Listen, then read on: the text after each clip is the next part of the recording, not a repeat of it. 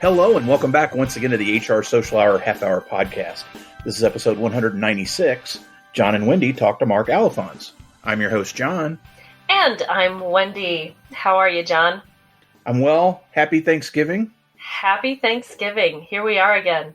We want to first off say that we are very thankful for our friends over at Namely who are sponsoring this episode. This will be the last episode of this month. Have been really excited to be able to partner with them again. It's been a tremendous relationship and be able to renew it. We want to say thank you. And Wendy, we've talked Thanksgiving memories before. Mm-hmm.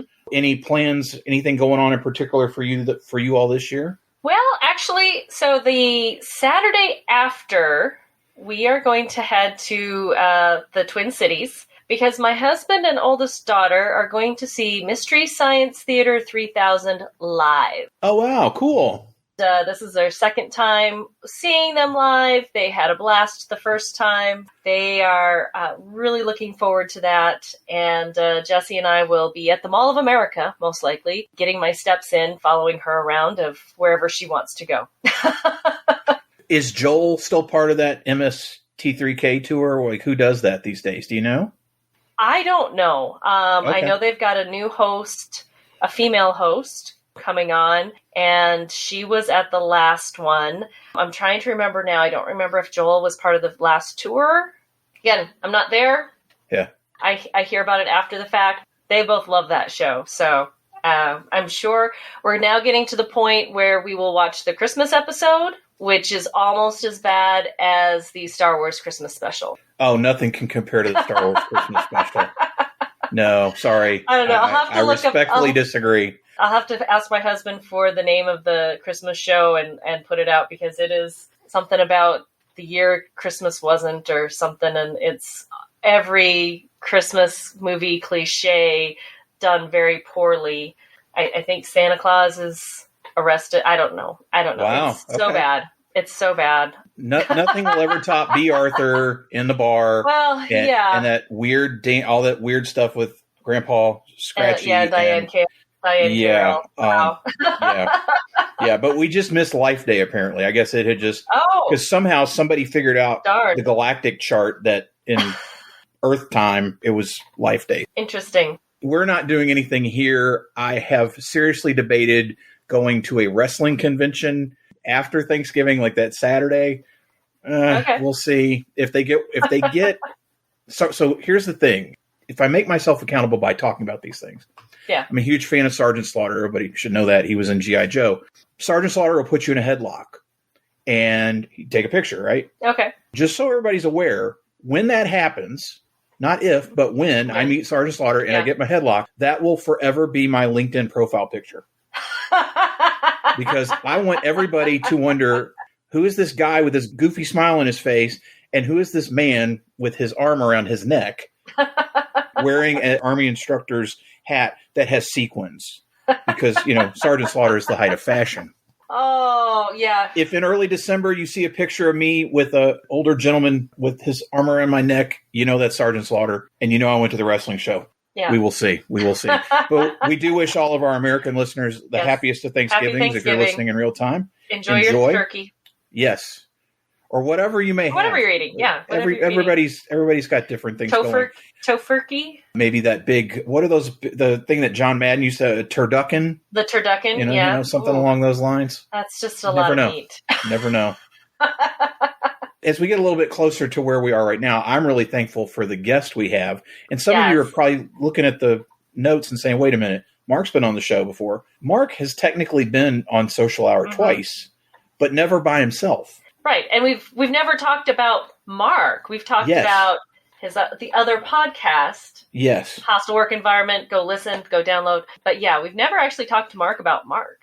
We're going to rectify that now. And that's part of our Thanksgiving gift to all of you. Yes. Is to have Marc as part of the show. Yeah. And let's make the introduction and get started. I am really excited to welcome Marc to the show. Again, he's been on the show before. We're huge fans of his. I assume he's huge fans of ours.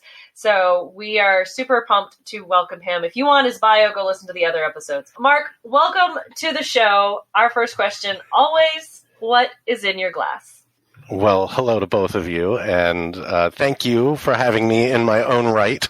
here for the first time. I have something that I'm drinking that maybe you've never had on the show before. I have a Huckleberry Kombucha. Oh. That is on tap in our office here. Wow. Thanks to my former podcast co-host, Dennis, who is now my colleague at this law firm, who is a kombucha fan and put that in. And it's a wonderful thing to drink. But I will say that immediately following this, I'm going to the wine bar and I'm going to have some 10-year-old Bordeaux. Nice. Transition from one to the other. I never knew I'd like kombucha, but I do. There's a little bit of alcohol in it, you know. Just tiny bit. Tiny bit, yeah. I've actually been studying kombucha a little bit because the alcohol similarities with the ice cream that I make. Been learning about how they can market and sell kombucha and how I might be able to do the same with my ice cream. Learned more about that than I ever thought. Yeah, I didn't know there was alcoholic ice cream. There is now. There is now. Good to know. Let me know when you got something for sale. We'll working on that. We'll be on board. Dairy is difficult. Let's just say that. There's a lot of rules and regulations around dairy. Getting there, though. Mark, it is very safe to say I don't think anybody's mentioned kombucha of any type as their drink of choice during the show. We're incredibly glad you're here. And typically I talk about how'd you get an HR. Right there, we're going to talk a little bit about some side paths that you've taken. How did you first land in law? And then how did you become focused on the employment piece of this? So it's funny. I don't imagine because I listen to the podcast. I know with many folks who answer that question on the HR side, they talk about their passion for HR. They talk about how they, or they found it and they found their passion for it. I have such a not passion story. Out of college, I took a job doing some market research actually in the DC area. I wasn't a big fan. I wanted to go back to school and I had always had my eye on going to business school. But business school required, they all wanted, 3 to 5 years minimum of workplace experience, office experience. And I wanted to go back to school faster than that. And law schools were like, yeah, we'll take you right now. And they seemed like similar enough in terms of the kind of skills and opportunities they create later. So I was like, well, forget business school. I'm going to law school. And so that's how I ended up going to law school. And I didn't know. My dad, I credit him with pushing me a little bit in that direction. And he was like, you don't have to be a lawyer with a law degree. There's many options. And I said, yeah, because I don't know that I like the sound of that, honestly, being a lawyer, but I definitely agree that having the education is great. Who knows what doors that'll open. So I went, and it turned out that I loved it within my first year. Learning lots of things in law school, civil procedure, tort law, all the first year classes. I wasn't so keen on property, but, just learning kind of how the court system works and the differences between federal law and state law and how that impacts all sorts of different things in our daily lives that we don't even realize was eye-opening for me. It was really interesting. As it relates to employment law, I kind of had my eyes set on trying to figure out some sort of international law kind of career. I didn't really understand how difficult that is to just say, I want to be an international lawyer. Law is really an apprenticeship kind of business or work. And it's something that every lawyer is trying to find internships, things to do during their summers, employment that they can get at law firms or with the government or in the courts or whatever. And it's like a scramble that all law students are trying to figure out, what they're going to do. And in some ways, the path chooses you more than you choose the path, right? Now, you can limit your opportunities to only a path that you want. But in my case, I was open to all sorts of different things. And I ended up getting a position at a law firm in New Jersey that specialized in an office that specialized in employment law. And honestly, coming from a pretty liberal left-leaning background, I was worried about it. Coming in thinking, here I am, I'm going to, go work at this law firm as a summer. Really, I'm going to work for the man.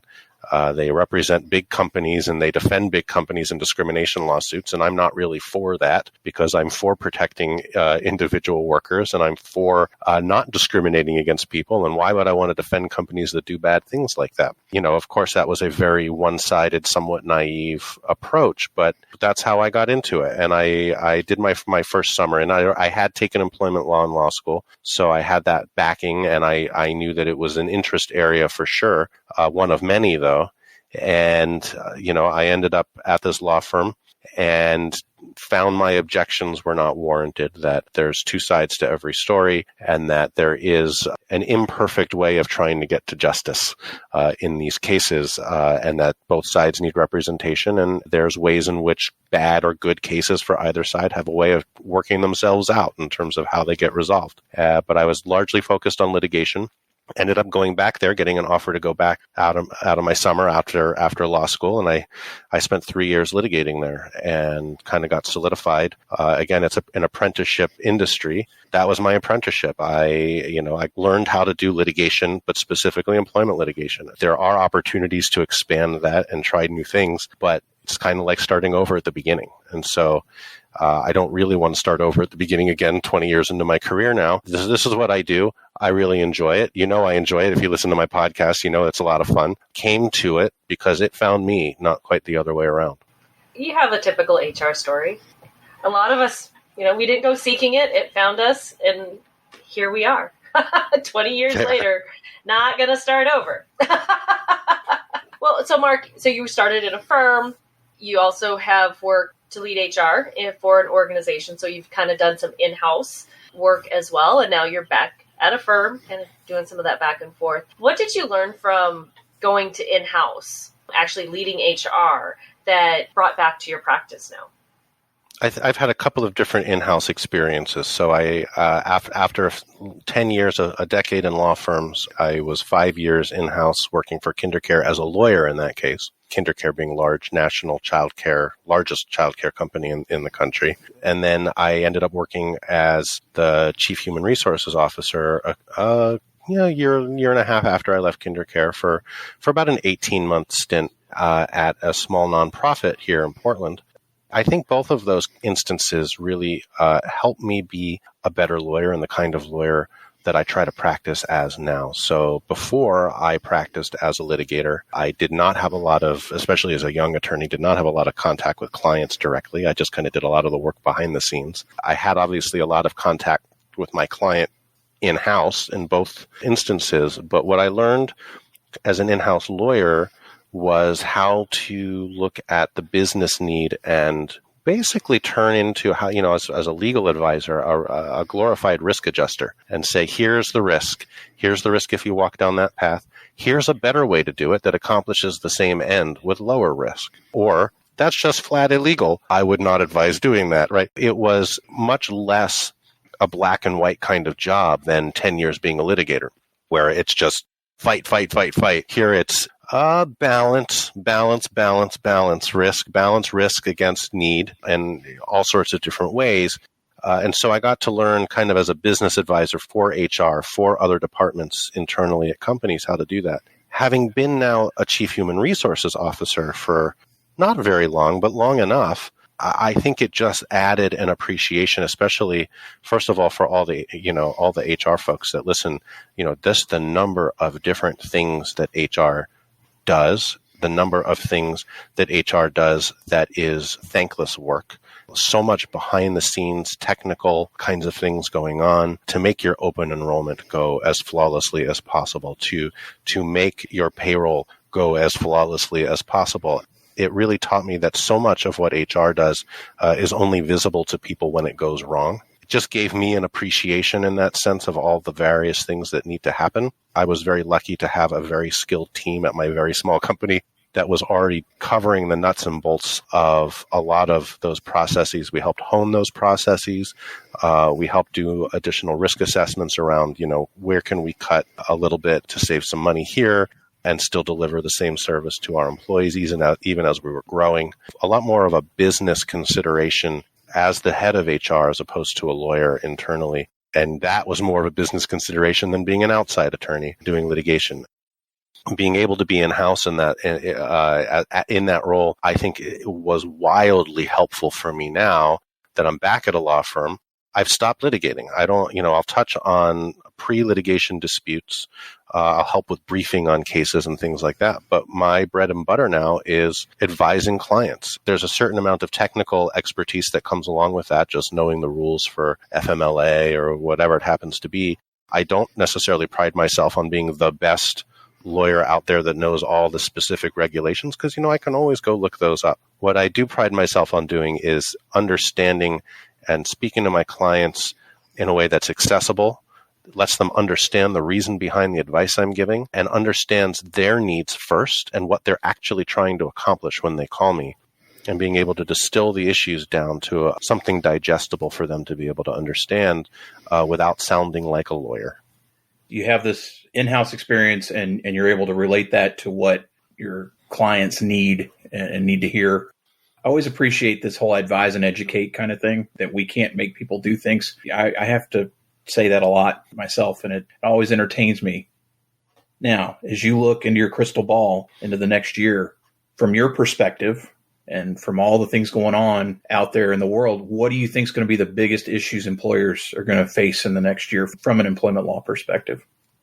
There's so many things I could list off. And I think as COVID continues, hopefully, to wane and more workforces are coming back to being in person, I think that that's an easy, low-hanging fruit kind of answer. But I think everybody knows that already. So I actually think many industries, and this has been widely reported as well, but I think maybe it's been under-discussed in our HR and legal circles, is the labor shortage that currently exists, especially in manufacturing. There's simply not enough, as it stands right now, not enough workforce to go around.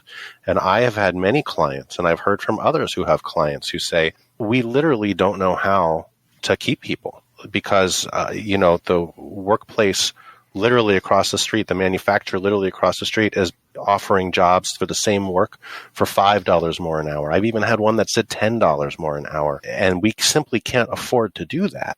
And I think that in the short term or the first 6 months of the next year, I think that's a real issue. I think it's a real challenge for a lot of employers to maintain their productivity. It's a new challenge that I don't know that we've really seen, at least in my professional lifetime.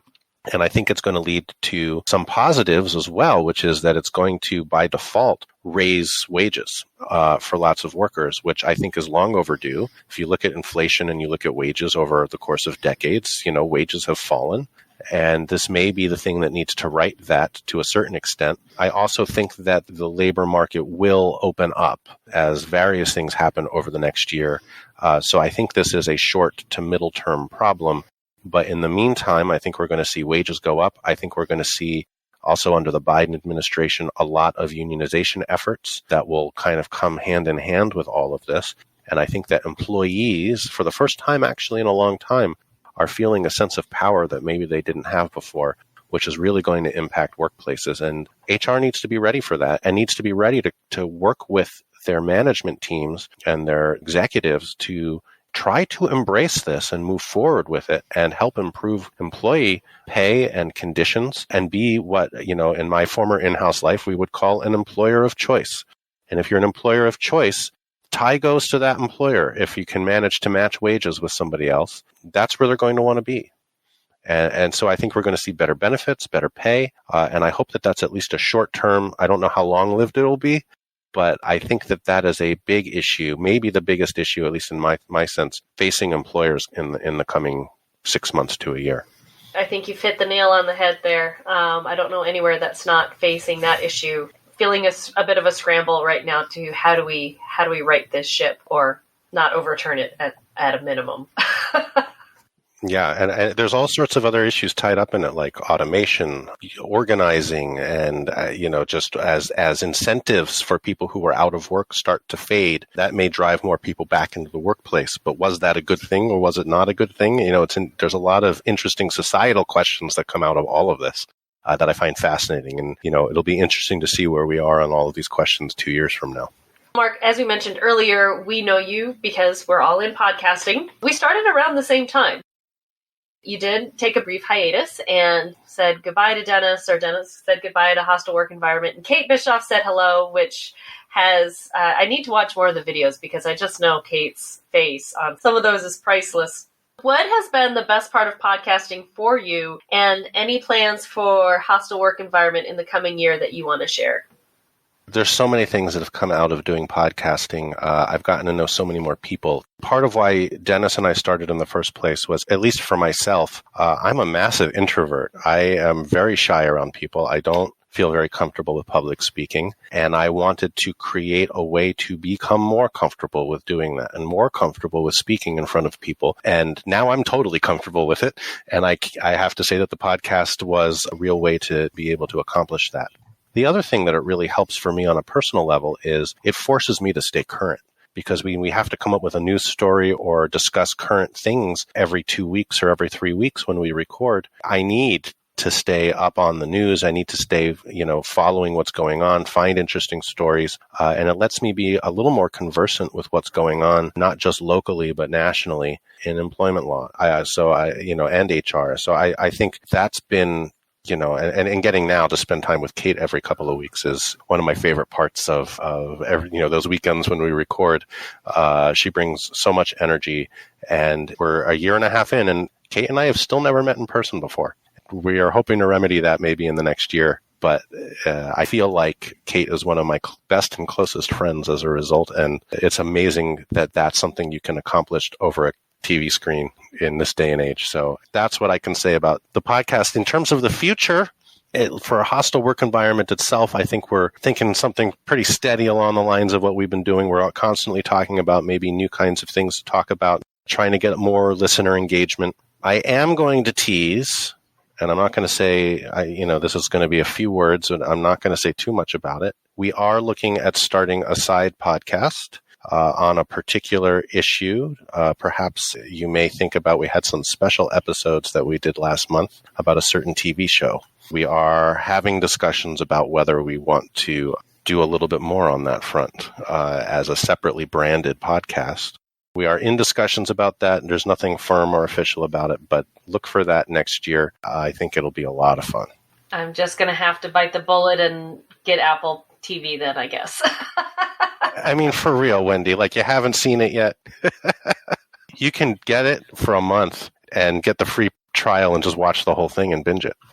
One of the things we've done since your last visit with us, Mark, is that we have started crowdsourcing questions from guests. And in this case, Janelle Rodriguez asks, if you like to cook, what's your favorite recipe to make? And do you have a family heirloom recipe that's been passed down that you really enjoy? Yeah, so I have an obvious answer to this that doesn't exactly answer the question because I'm not much of a cook. It's very gender normative stuff in my family. I do the grilling. My wife does more or less everything else, and the baking. My kids are both big bakers, but I don't do a lot of it. So I'm going to say not what's my favorite recipe to make, but what's my favorite recipe to eat. Fair enough. And that is a really phenomenal Oreo cheesecake recipe that my mom found when I was a kid. I request this pretty much every year on my birthday, and my family is kind enough to make it for me most years. If not, they'll surprise me with something different, which is usually also amazing. But it's got Oreo bits inside. It's got a sour cream layer on top, coated in chocolate all around it, and then you cut out half Oreo squares and put it around the top. Oh. And my whole life I've tried many desserts, and I still am waiting to find one that I like more than that one. And so my mom started with it. Now my wife would make it, and now my children make it because they just bake for fun all the time and watch baking shows all the time. And it's a difficult recipe, and they've surpassed that on the much more complicated stuff even. I guess the big question mark is, are you going to be enjoying that as part of Thanksgiving? No, I don't think so. So, we just had it about a month ago for my birthday. For Thanksgiving, I don't know exactly what's on the menu this year for dessert, so I can't speak to that. But whatever it is, it's going to be amazing. Often we'll have some apple pie, or my mom makes a pineapple souffle that we eat with the meal, not as dessert, and that is pretty amazing dish that we often have with Thanksgiving. So there will be no shortage of Thanksgiving sweets and desserts. I just don't know what they are yet. I don't know the menu yet. We're going to take a quick break to consider all these tasty treats, and we will be right back. This episode of the HR Social Hour Half Hour Podcast is brought to you by Namely. We've all heard the news. The Great Resignation is affecting many businesses, and keeping employees engaged and connected is crucial to avoid high turnover and its even higher cost. That's why we recommend Namely, the all-in-one HR solution that offers everything you need to hire, inspire, and retain your workforce so you can say goodbye to the Great Resignation and hello to the Great Reengagement. Whether you have 5 or 1,000 employees, Namely helps you maintain a great experience for the entire employee lifecycle with onboarding, performance management, and intuitive benefits enrollment all in one connected platform. Plus, Namely can streamline your payroll, time tracking, and vacation requests and help make you everyone's favorite HR leader. Companies are built on people. Don't let either fail. Learn more about making the switch to Namely today by visiting namely.com. Thanks again to Namely for sponsoring this episode of the HR Social Hour Half Hour Podcast. Now, back to the show. And we are back. Mark, it is now time for everyone's favorite part of the show, the half-hour question connection. What career did you dream of having when you were a child? When I was a kid, I'm going to push that into early teens, I wanted desperately to be a pilot, an airline pilot. I went to airplane camps. Actually, my first trip, not to your Dakota, to the other Dakota, was to University of North Dakota Aerospace. I went to a camp there.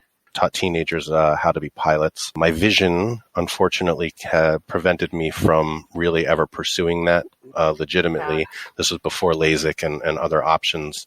So I never really did it, but I continue to have an interest in aviation. I love getting on planes and flying places. I'm too tall, so my knees hurt by the end of the flight, but I'll sit there, and it could be cloudy out. I'll just sit there looking at the clouds and look out the window the whole time. It's very difficult for me to get work done on a plane. And, I play, flight simulator and stuff like that. So I still do all that kind of stuff as an adult for fun, but it never got to be a career, unfortunately. Mark, who's one person you've gained your network in the last year that you think more people should know? Yeah, so I've made a really good friend here over the last year. His name's Levi, and he tweets under the name The Ukulele Cowboy. He's an HR professional down in Eugene, about a couple of hours south of here. Maybe our connection was more than a year ago, at least in terms of my recognition of him and him sending me notes. He's a fellow soccer fan, and he's local here in Oregon. He's just a cool guy. He's got some interesting tweets. He's out there on Twitter under The Ukulele Cowboy, which it caught my attention immediately because it's such a cool Twitter handle. Mark, how do you maintain balance?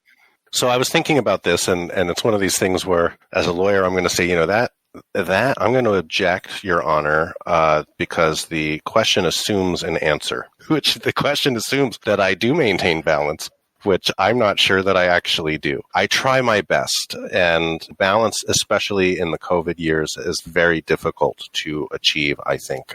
And my hat's off to anybody who can come out and just say, yes, I have found balance this last couple of years.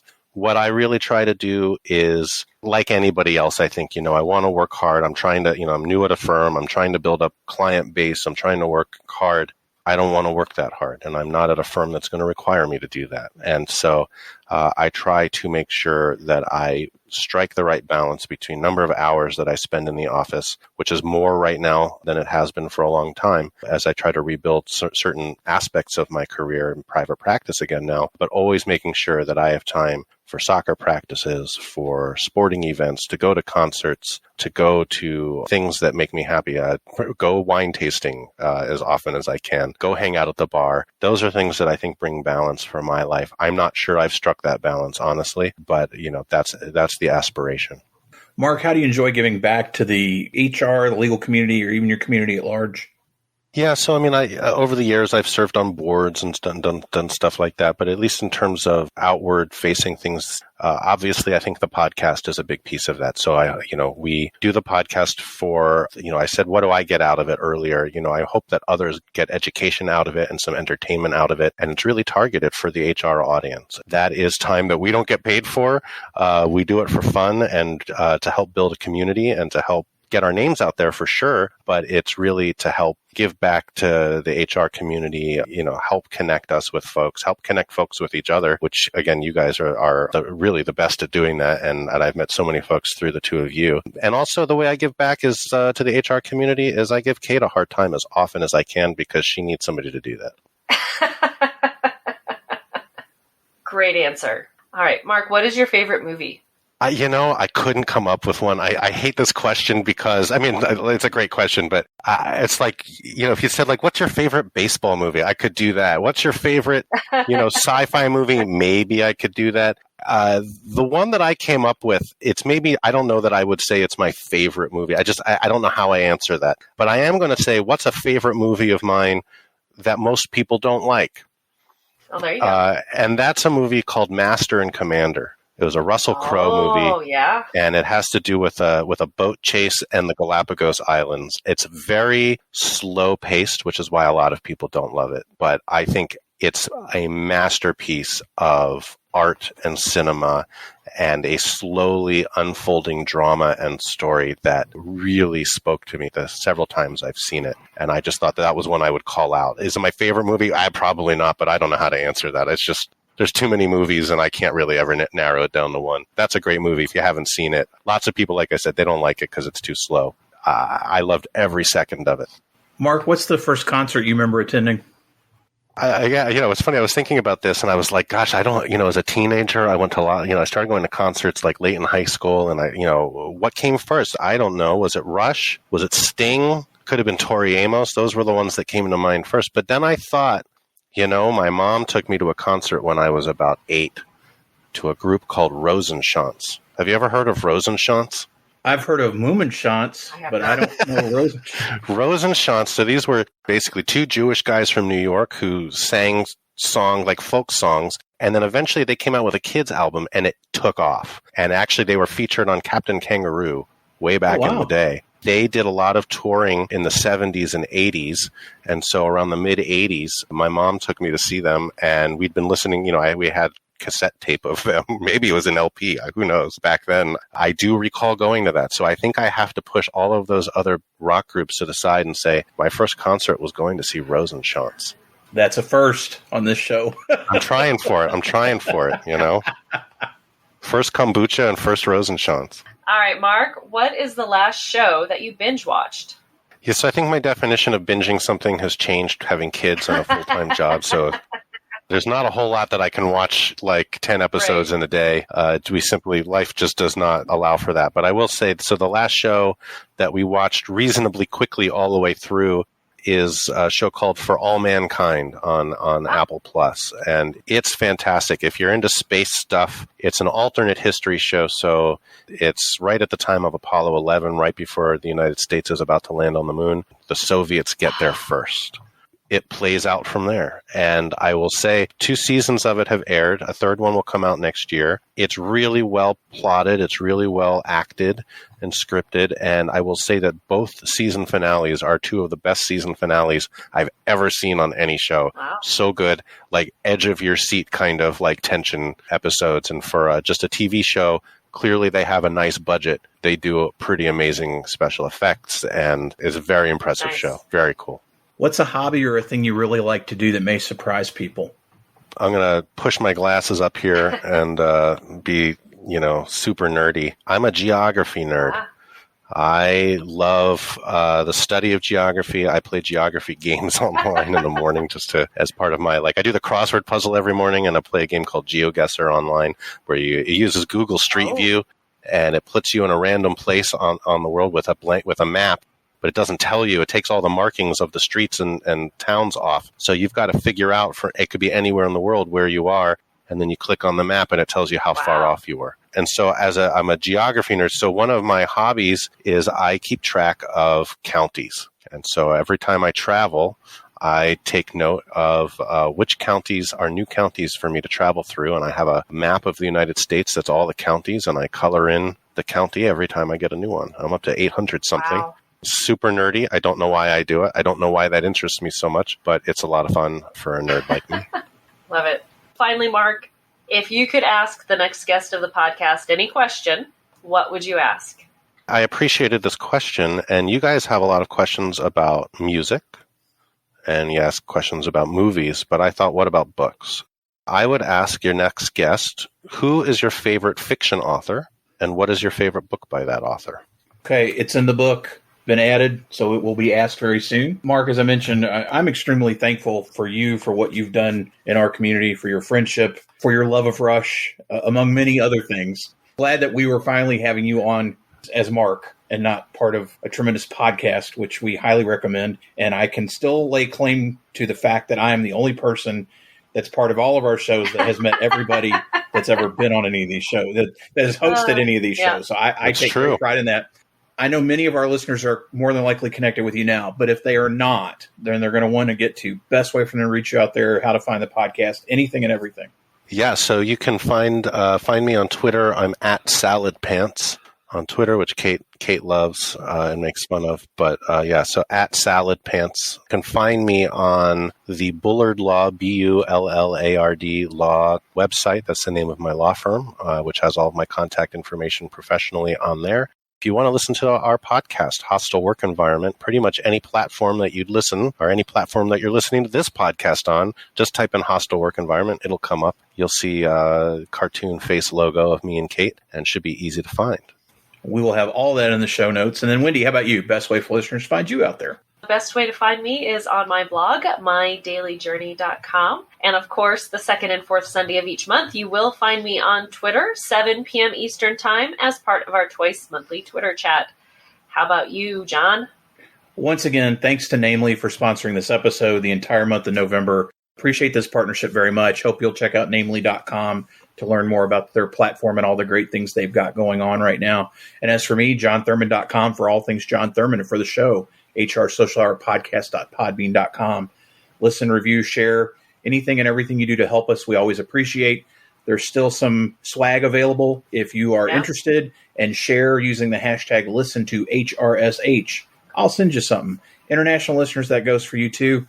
I can ship it anywhere because it's nice and flat. Even if you don't want swag, if you want to be part of the show, we would love to be part of the show. So reach out to us. Let's talk. Again, Mark, really appreciate you being with us. And so for the HR Social Hour Half Hour Podcast, I'm John.